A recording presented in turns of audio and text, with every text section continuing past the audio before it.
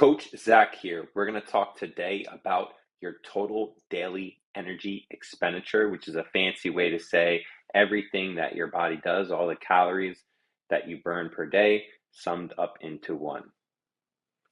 Right? In order to understand your total daily energy expenditure, it's going to be broken down into four specific parts, right? I'm going to show you those four parts right now.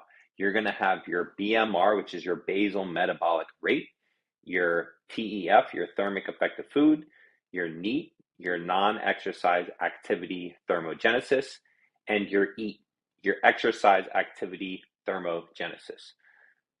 What does all of this mean? Well, pretty much it means that 60 to 70, 65 to 75% of all of the functions in your body, all of the calories that your body burns per day is going to come from your base metabolic rate. So that's the biggest thing that you can impact.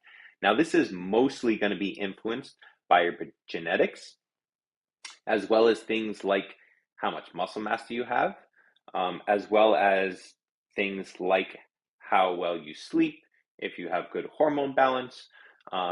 Those things can also help your metabolic rate maximize. But largely, this is going to be down to just genetically what you're given. You can influence this a little bit by building some lean tissue and really taking care of your body. Most of where you're going to be able to make more of an effect on your metabolic rate is going to be in these other categories. The thermic effective food, which is simply when you eat food, in order to break down and even access the calories and the energy and the nutrients that's in the food, we actually need to burn calories off to break that food down. So 5-10% of the total calories you burn per day probably come from this thermic effective food. But you can also play this to your advantage by choosing foods that are higher in protein, which take longer to break down and actually increase your thermic effective food. This is one of the reasons why a diet that's higher in protein can actually be really beneficial to a higher metabolism. Short term, it actually helps your body break down or burn more calories per day in the process of breaking down the protein. Long term, it helps you sustain and build more muscle mass, which helps your basal metabolic rate stay elevated. So that's one reason why protein is such a big thing, because it helps out in both of these categories, both in the thermic the thermic effective food and in your basal metabolic rate. Now, the last two categories here, the NEAT and the EAT category, are going to come down to the general activity that you're doing and exercise that you're doing. So what's even more impactful than your exercise is actually your non-exercise. About 3 times you're going to burn as much as 2 to 3 times more energy just in your day-to-day life versus what your exercise is doing. And the reason for that is when we exercise, we're usually only doing a short bout of exercise. Like most of us are doing maybe an hour, 45 minutes, maybe an hour. Maybe some of us who are really gung-ho are doing longer than that, for more frequent than that. But I know me personally, I'm right now working out about 4 or 5 days a week for about 45 minutes to an hour. Maybe one of those workouts goes a little bit longer. And I consider that pretty active in terms of how much I'm working out.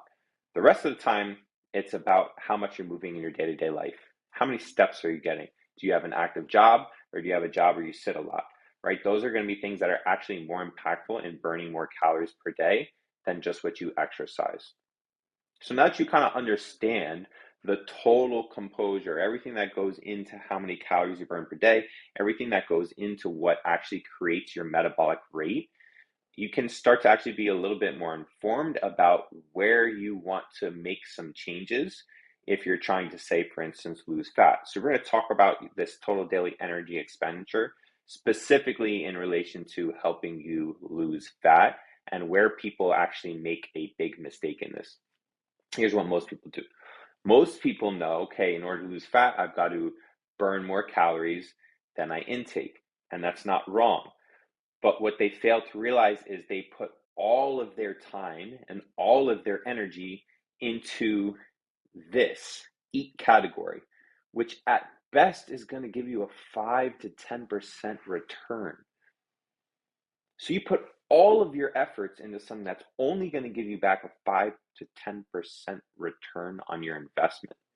And you forget about this meat, you forget about how to maximize this thermic effective food, and you also forget about the fact that if you keep pushing and pushing and pushing without taking rest, you can start to actually affect your basal metabolic rate in a net negative way.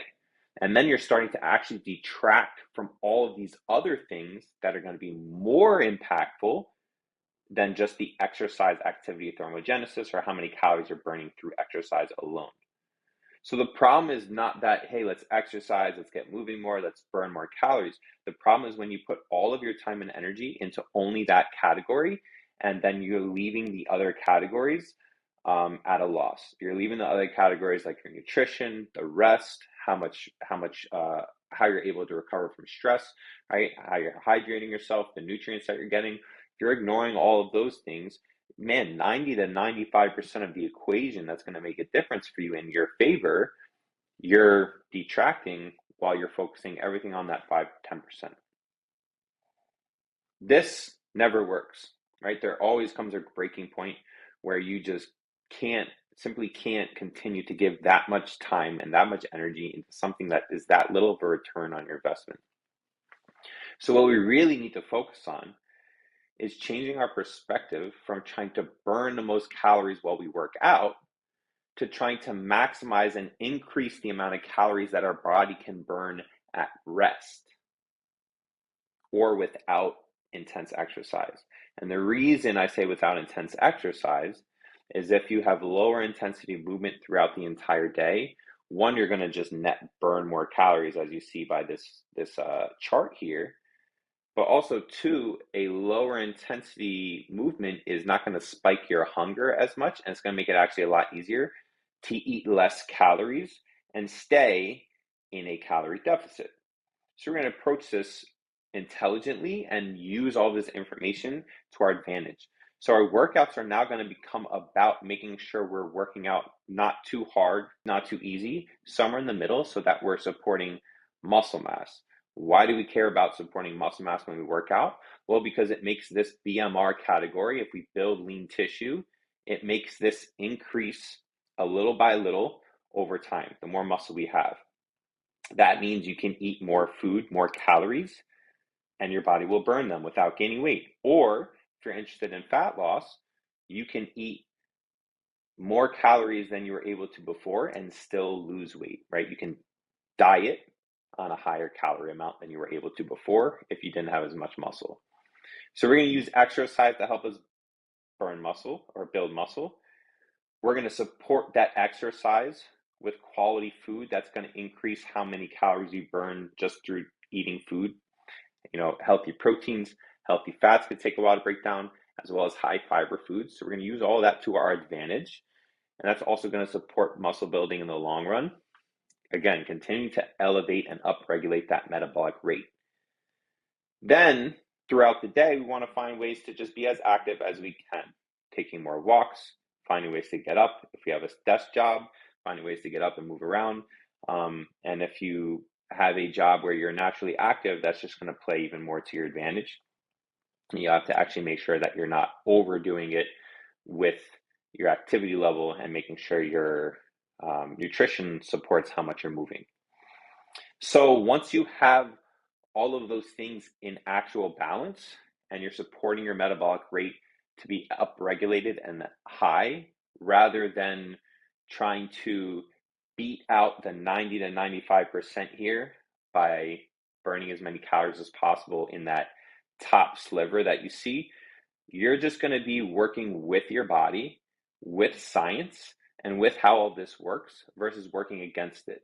And once you buy into this, everything becomes a lot more easy. It becomes a lot less pressure, and it actually gets to the point where you have to invest less time and less energy into this exercise, which is the thing that feels like it's hard work. And then you have more time and energy to actually invest in the things that actually are going to make a big difference for you. So not only is this true for everybody, but especially if you're busy, if you have a busy work schedule and you have a lot of responsibilities and obligations, you can't afford to waste your time and your energy and your efforts on this small sliver here, trying to approach a fat loss goal. You just simply don't have the time, you don't have the extra energy to waste on something like that with that busy schedule. So it behooves you even more to make sure that you're getting these things in check so that you're not just wasting valuable time and energy that you could be putting into your business, into your work, into your family, into your personal life. And instead, you're spinning your wheels in the gym, going absolutely nowhere with your fat loss progress because you just failed to understand this simple formula right here. So now that you're on with the knowledge, you can start to approach things a little bit differently. And like always, if you have any questions about this in context to you and how this can help you out, you can always find me on social media, comment below on this video, and I'll be happy to answer all of your questions.